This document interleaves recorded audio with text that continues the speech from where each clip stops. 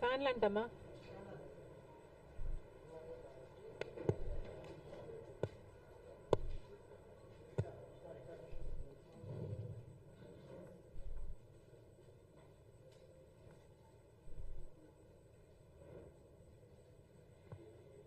అందరికీ నమస్కారం.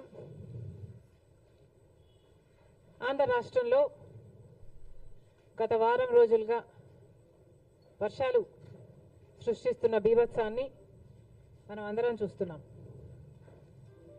కోస్తాంధ్రలో అయితే ఏమి, ఉభయ గోదావరి జిల్లాలు అయితే ఏమి, విశాఖ ప్రాంతం అయితే ఏమి, ఏజెన్సీ ప్రాంతం అయితేనేమి, ఇలా అన్నీ దాదాపుగా మునిగిపోయాయి. లక్షల ఎకరాలలో పంట నష్టం జరిగింది. వేల కోట్ల ఆస్తి నష్టం కూడా జరిగింది. అసలే మన రాష్ట్రంలో రైతాంగం మొత్తం చితికిపోయి ఉన్న పరిస్థితి. చితికిపోయి ఉన్న రైతుల మీద మళ్ళీ పిడుగుపడ్డట్టు అయ్యింది. ఆంధ్ర రాష్ట్రంలో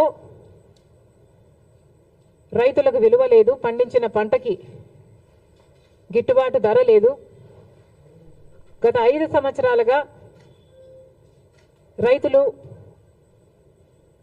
వైసీపీ సర్కార్లో జగన్మోహన్ రెడ్డి గారు చేసిన నిర్లక్ష్యంలో ఎంత చితికిపోయి ఉన్నారో అందరం చూసాం. రాజశేఖర రెడ్డి గారు ముఖ్యమంత్రిగా 5 సంవత్సరాలే ఉన్నా 5 సంవత్సరాలలో రైతుకు పెద్దపీట వేశాడు, రైతుల్ని ఆదుకున్నాడు, రైతులకు రుణమాఫీ చేశాడు. ఎన్నో పథకాలు రైతుల కోసమే చేసిన వ్యక్తి, రైతు పక్షపాతిగా నిలిచిన వ్యక్తి రాజశేఖర రెడ్డి గారు.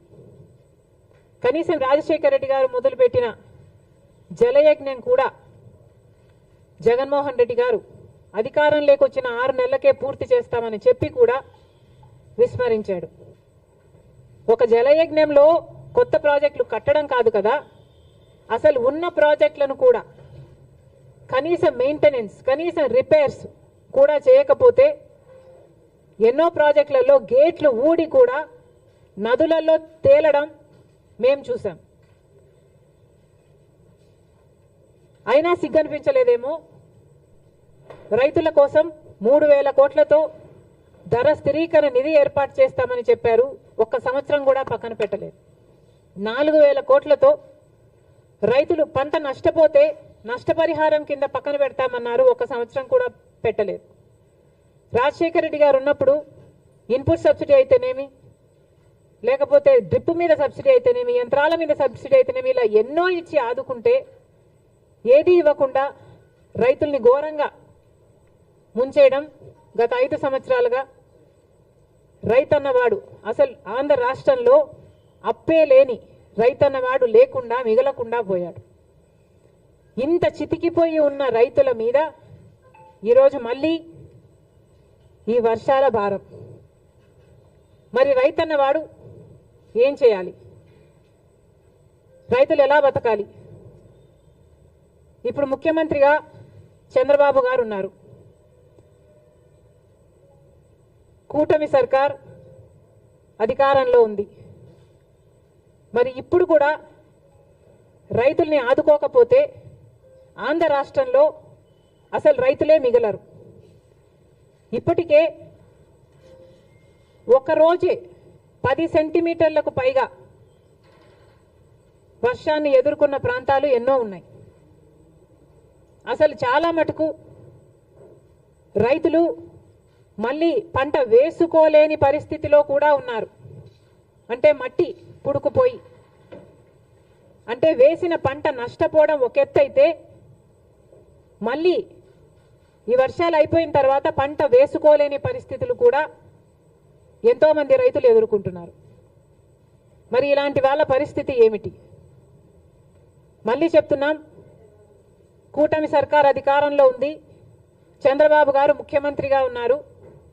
ముఖ్యమంత్రిగా ఉన్న చంద్రబాబు గారు మన రైతుల గురించి, వాళ్ళ పరిస్థితిని గురించి ఆలోచించాల్సిన అవసరం ఉంది. రైతులను ఆదుకోవాల్సిన అవసరం ఉంది. కూటమి సర్కారు అధికారంలో ఉంది. అయినా కూడా బీజేపీ వైఖరి మన పట్ల ఎలా ఉందో ఒకసారి ఆలోచన చేయండి. నేషనల్ డిజాస్టర్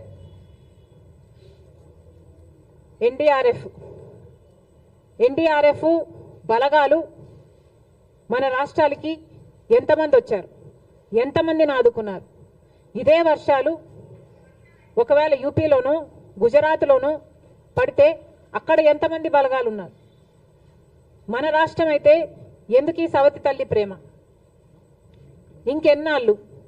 గత 10 సంవత్సరాలుగా బీజేపీ ప్రభుత్వం కేంద్రంలో అధికారంలో ఉండి కూడా మనకు ఒక్క మేలు కూడా చేయకపోగా ప్రతి విషయంలోనూ మోసం చేసుకుంటూనే వచ్చింది. మరి అలాంటి బీజేపీతో చంద్రబాబు గారు కూటమి కట్టారు. ఆ కూటమి ఇప్పుడు అధికారంలో ఉంది. మరి ఇప్పుడైనా మన రైతుల్ని ఆదుకోకపోతే మన రైతులు నిజంగానే చితికిపోతారు. దయచేసి చంద్రబాబు గారు దీన్ని ఒక మామూలు వర్షంగానో వర్షాకాలం వర్షంగానో చూడకుండా రాష్ట్ర విపత్తుగా దీన్ని పరిగణలోకి తీసుకొని ప్రతి రైతుకి ఏం కాంపెన్సేషన్ ఇస్తారు, ఎంతమంది రైతులు నష్టపోయారు, ఎన్ని ఎకరాలలో పంట నష్టం జరిగింది, ఎన్ని వేల కోట్ల ఆస్తి నష్టం జరిగింది, ఇవన్నీ వెంటనే లెక్కలు వేసి రైతులను ఆదుకోవాల్సిన అవసరం చంద్రబాబు గారికి ఉంది. చంద్రబాబు గారు పక్క రాష్ట్రంలో తెలంగాణ రాష్ట్రంలో రైతుల కోసం ఆ ప్రభుత్వం రుణమాఫీ కూడా చేయడానికి సిద్ధపడింది. మాకు చెప్పుకోవడానికి గర్వంగా ఉంది. అవతల తెలంగాణలో రేవంత్ రెడ్డి గారు ముఖ్యమంత్రిగా ఉన్నారు. కాంగ్రెస్ పార్టీ అధికారంలోకి వస్తే కాంగ్రెస్ పార్టీ రైతులకి రుణమాఫీ చేస్తుంది అని రాహుల్ గాంధీ గారు మీటింగ్ పెట్టి మరి ఎన్నికల ముందు చెప్పడం జరిగింది. ఆ వాగ్దానాన్ని ఈరోజు రేవంత్ రెడ్డి గారు నిలబెట్టుకోవడం జరిగింది. దాదాపు 40,000 రైతు కుటుంబాలను రుణ విముక్తుల్ని చేయడానికి సాహసం చేసింది రేవంత్ రెడ్డి గారి ప్రభుత్వం. ఒకప్పుడు రాజశేఖర్ రెడ్డి గారు ముఖ్యమంత్రిగా ఉండగా సోనియా గాంధీ గారి నాయకత్వంలో, మన్మోహన్ సింగ్ గారి నాయకత్వంలో దేశం మొత్తం మీద రుణమాఫీ చేసిన ఘనత ఒక్క కాంగ్రెస్ పార్టీది మాత్రమే. మళ్ళీ ఈరోజు రాజశేఖర్ రెడ్డి గారు రుణమాఫీ చేసినట్టుగానే అవతల తెలుగు ప్రజలకు రేవంత్ రెడ్డి గారు మళ్ళీ రుణమాఫీ చేయ తలపెట్టారు. అందుకు మనస్ఫూర్తిగా అభినందిస్తూ ఇక్కడ కూడా ఎందుకు చేయకూడదు అని చంద్రబాబు గారిని ప్రశ్నిస్తున్నాం. డబుల్ ఇంజన్ సర్కార్ అని మీరు అంటున్నారు. మరి కూటమి సర్కారు డబుల్ ఇంజన్ సర్కార్ అయినప్పుడు మన రైతుల్ని మీరు ఆదుకోవడంలో తప్పేముంది?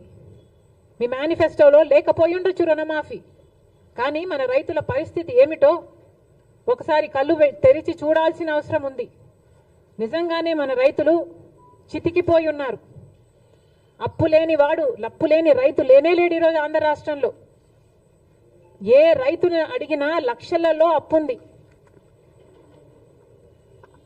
రైతు పర్ క్యాపిటా డెట్ ఆంధ్ర రాష్ట్రంలో దేశం అన్నిట్లో అందరికంటే ఎక్కువ ఉంది.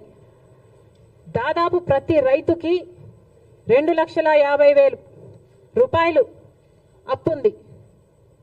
మరి ప్రభుత్వం ఆదుకోవాల్సిన అవసరం లేదా?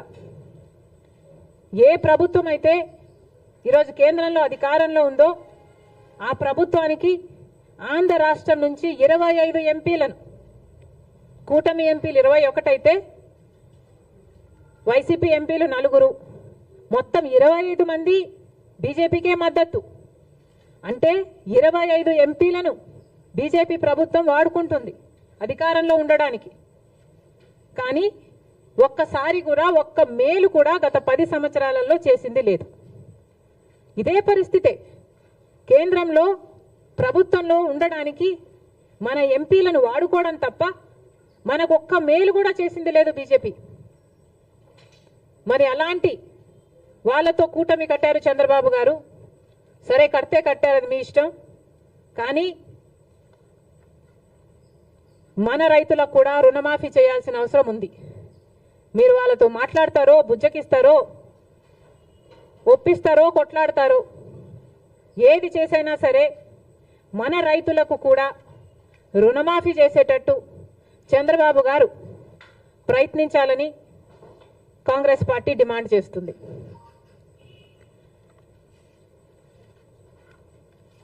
ఇప్పుడు కేంద్రంలో బడ్జెట్ ప్రవేశపెట్టబోతున్నారు. బీజేపీ పార్టీ బడ్జెట్ ప్రవేశపెట్టబోతుంది. మరి కేంద్రంలో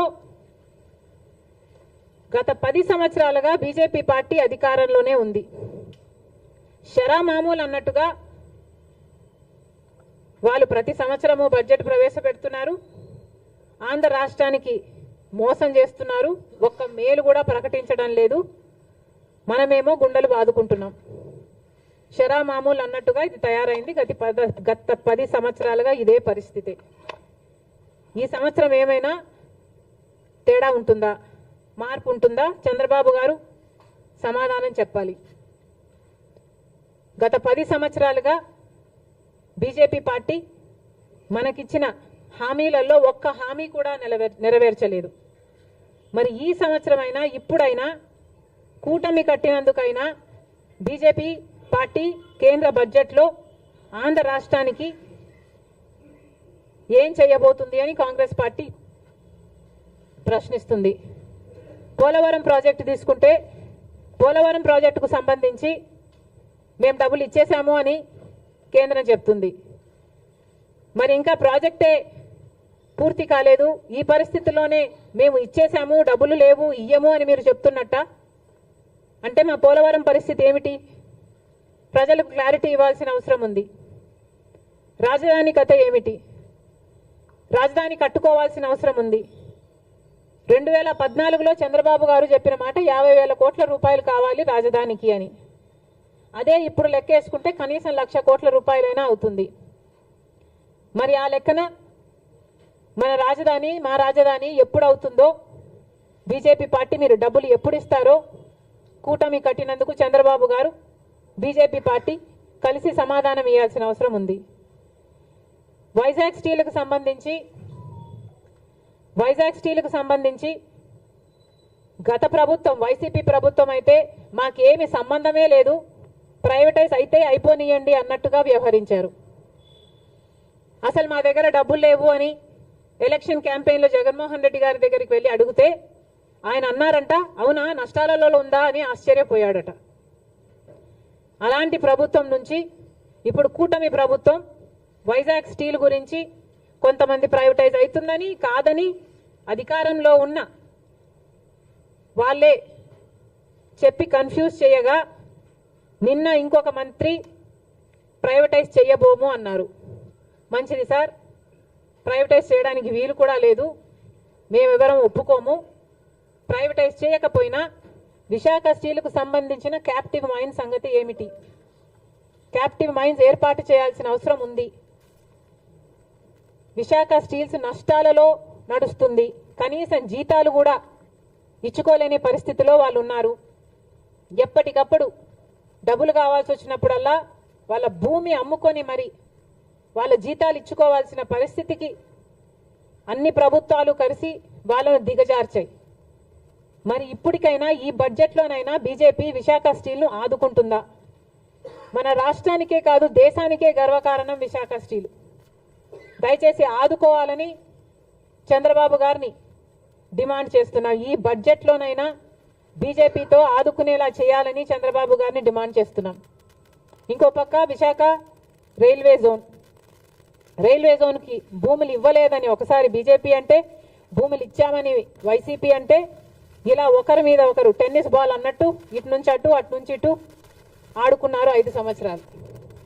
ఇప్పుడు చెప్పండి, వైజాగ్ జోను, రైల్వే జోన్ కథ ఏమిటి? ఎప్పుడు చేస్తారు? ఎంత ఇస్తారు? మాట్లాడాల్సిన అవసరం ఉంది. ఇదే కాకుండా ఉత్తరాంధ్రకైనా రాయలసీమకైనా స్పెషల్ ఎకనామిక్ ప్యాకేజీలు సంగతి ఏమిటి? ఎంత ఇస్తున్నారు? చంద్రబాబు గారు సంవత్సరానికి 1,00,000 కోట్లు ఇస్తే మా అవసరాలన్నీ తీరుతాయి నెక్స్ట్ 5 సంవత్సరాలకి అన్నట్టుగా మాట్లాడినట్లుంది. కానీ చంద్రబాబు గారిని ప్రశ్నిస్తున్నాం.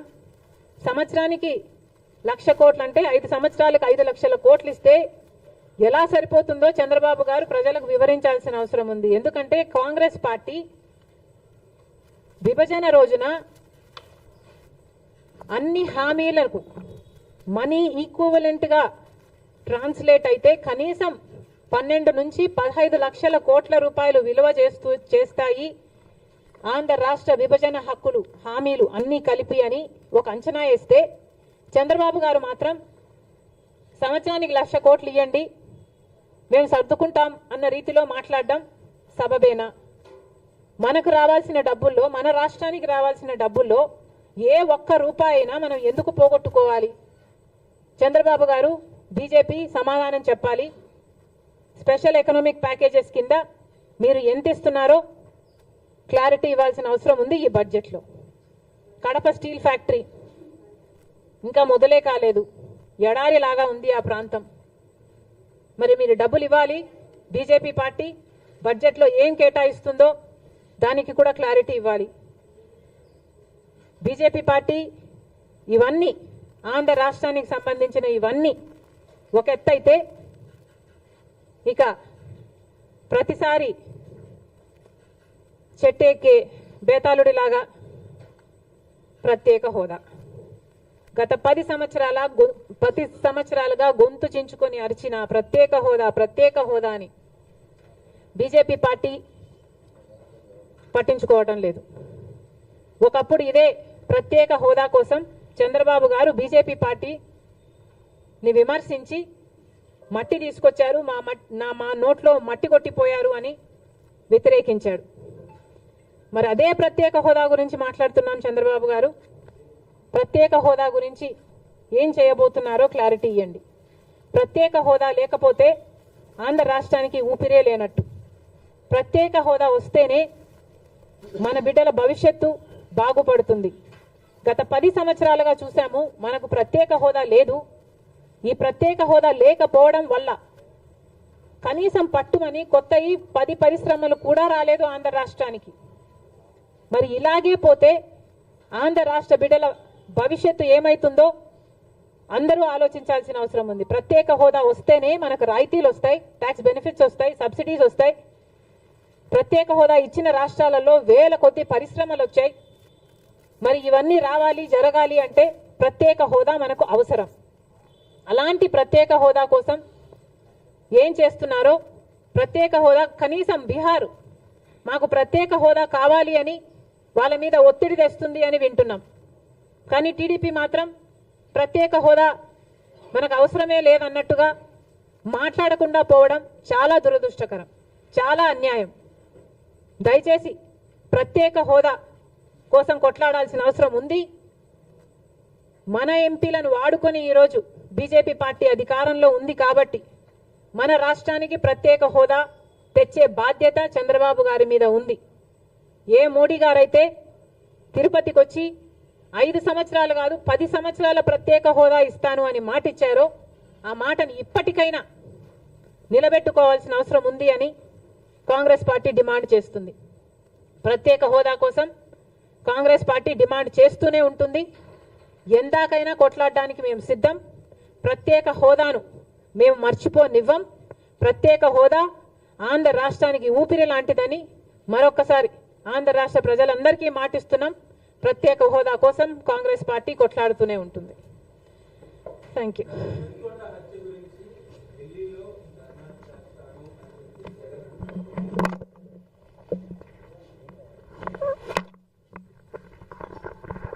ఏది విత్తుతారో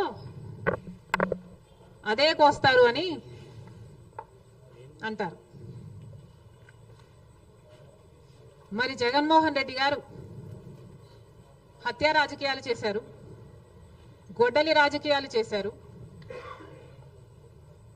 హత్య చేయించిన వాళ్ళతో భుజాలు రాసుకొని తిరిగారు. సొంత చెల్లెళ్ళకే వెన్నుపోటు పొడిచారు. 5 కోట్ల మంది ఆంధ్ర రాష్ట్ర ప్రజలకు బీజేపీ పార్టీకి ప్రత్యేక హోదాను తాకట్టు పెట్టారు. ఈరోజు జగన్మోహన్ రెడ్డి గారు ఢిల్లీలో ధర్నా చేస్తారా? ప్రత్యేక హోదా కోసం ఎందుకు చేయలేదండి ధర్నాలు? 5 సంవత్సరాల మీద అధికారంలో ఉన్నారు కదా, మరి ఢిల్లీలో మీరు ప్రత్యేక హోదా కోసం ఎన్నిసార్లు ధర్నాలు చేశారు? ప్రత్యేక హోదా అసలు ఊసే లేకుండా చేశారు కదా. ప్రత్యేక హోదా గురించి మీరు ఏ రోజు పట్టించుకోలేదు. పోలవరం గురించి మీరు ఏ రోజు పట్టించుకోలేదు. రాజధాని గురించి అని చెప్పి 3 రాజధానులను కన్ఫ్యూజ్ చేశారు. ఆఖరికి కడప స్టీల్ ఫ్యాక్టరీని కూడా మీరు పట్టించుకోలేదు. విశాఖ స్టీలు మన రాష్ట్రానికే తలమానికం అయినా అమ్మేస్తామన్నా కూడా పట్టించుకోలేదు. ఈరోజు మాత్రం ఢిల్లీకి వెళ్ళి ధర్నా చేస్తారట. మీ కార్యకర్తను చంపేస్తే ఢిల్లీకి వెళ్ళి మీరు ధర్నా చేస్తున్నారే, మరి మీ సొంత చిన్నాన్నను చంపేసినప్పుడు మీరు ఢిల్లీలో ఎందుకు ధర్నా చేయలేదు న్యాయం కోసం? జగన్మోహన్ రెడ్డి గారు సమాధానం చెప్పాలి. ఒకవైపు ఇక్కడ అసెంబ్లీ జరుగుతుంది. అసెంబ్లీ జరుగుతున్న సమయంలో మీరు అసెంబ్లీలో ఉండకుండా ఉండే ధైర్యం మీకు లేక ఇలా సాకులు వెతుక్కొని మీరు ఢిల్లీ వెళ్తామంటున్నారే. అంటే అసెంబ్లీలో ఏ బిల్లు ప్రవేశపెట్టినా అది ప్రజలకు వ్యతిరేకమైన అది పాస్ అయిపోవాలనా? మీరు ఉన్నదే 11 మంది. కనీసం ఆ బిల్స్ మీద డిస్కషన్ మీకు అవసరం లేదా? మీరు కొట్లాడాల్సిన అవసరం లేదా? ఏం ఆలోచన చేస్తున్నారు జగన్మోహన్ రెడ్డి గారు? అసలు ఈ వెనుకొండలో జరిగిన హత్య కూడా పొలిటికల్ మర్డర్ ఇది కానే కాదు, ఇది వ్యక్తిగత మర్డర్ అని కూడా అంటున్నారు కదా. మేము ఏదో సాక్షి మీడియానో లేకపోతే టీడీపీ మీడియానో పట్టుకొని మాట్లాడడం లేదు. మా ఎంక్వైరీలు మేము చేసుకొని న్యూట్రల్ మీడియాతో లోకల్గా మేము మాట్లాడిన తర్వాత మేము వచ్చిన కన్క్లూషన్ ఏమిటి అంటే ఇది వ్యక్తిగత మర్డర్. మొన్నటి వరకు కూడా హత్య చేసిన వాళ్ళు, హత్య గురైన వాళ్ళు ఇద్దరూ వైసీపీతోనే ఉన్నారు. మరి అలాంటప్పుడు ఇది పొలిటికల్ మర్డర్ ఎలా అవుతుంది? ఈ పొలిటికల్ మర్డర్ అని మీరు చెప్పి మీరు ఢిల్లీకి వెళ్ళి ధర్నా చేస్తున్నారా? దేనికి? మీ ఉనికి కాపాడుకోవడం కోసం, మీ పార్టీ కోసం అని చెప్తున్నారు. ప్రజలు ఏం ఆలోచిస్తారు? ఈరోజు వరదలు వస్తున్నాయి మన రాష్ట్రంలో, వారిని వెళ్ళి పరామర్శించాలని మీకు అనిపించలేదు. కానీ వ్యక్తిగత మర్డర్లో మీ పార్టీకి సంబంధించిన 2 కొట్టుకొని చచ్చిపోతే ఈరోజు మీరు ఢిల్లీకి వెళ్ళి ధర్నా చేస్తారా? ప్రజల కోసం మీరు ఎందుకు నిలబడలేదు? మీ పార్టీ వాళ్ళు ఓటేస్తే మీరు గెలిచారా? మీ పార్టీ వాళ్ళ కోసమే మీరు ముఖ్యమంత్రి అయ్యారా? 5 సంవత్సరాలుగా మీరు ప్రజల కోసం పనిచేయలేదు, కానీ ఈరోజు ఢిల్లీకి వెళ్ళి ధర్నా చేస్తారట. సిగ్గుండాలి కదా. కానీ ఈ విషయంలో పోలీసులను కూడా అడుగుతున్నాం. నడి రోడ్డు మీద ఇలా హత్యలు చేసుకుంటుంటే పోలీసులు ఏం చేస్తున్నారు? ఆంధ్ర రాష్ట్ర పోలీసులుగా మీ బాధ్యత కాదా లా అండ్ ఆర్డర్ మెయింటైన్ చేయడం? ముఖ్యమంత్రి గారు, డిప్యూటీ ముఖ్యమంత్రి గారు చంద్రబాబు గారు, పవన్ కళ్యాణ్ గారిని కూడా ప్రశ్నిస్తున్నాం. మీ హయాంలో నడి రోడ్డు మీద ఇలా మర్డర్లు జరిగితే మీరు బాధ్యులు కారా? మీకు ఆపాల్సిన బాధ్యత లేదా? లా అండ్ ఆర్డర్ ఉన్నట్టా చచ్చిపోయినట్టా మన రాష్ట్రంలో? మళ్ళీ చెప్తున్నాం, మీరు జోక్యం చేసుకోండి, ఇలాంటివి కాకుండా చూసుకోండి. పోలీసులు కూడా అప్రమత్తంగా ఉండాలి. ఈ లా అండ్ ఆర్డర్ సిచ్యువేషన్ని కంట్రోల్ చేయాల్సిన బాధ్యత పోలీసులకు ఉంది, ముఖ్యమంత్రికి ఉంది, డిప్యూటీ చీఫ్ మినిస్టర్కి ఉంది. దయచేసి మళ్ళీ ఇలాంటివి జరగకుండా చూడండి.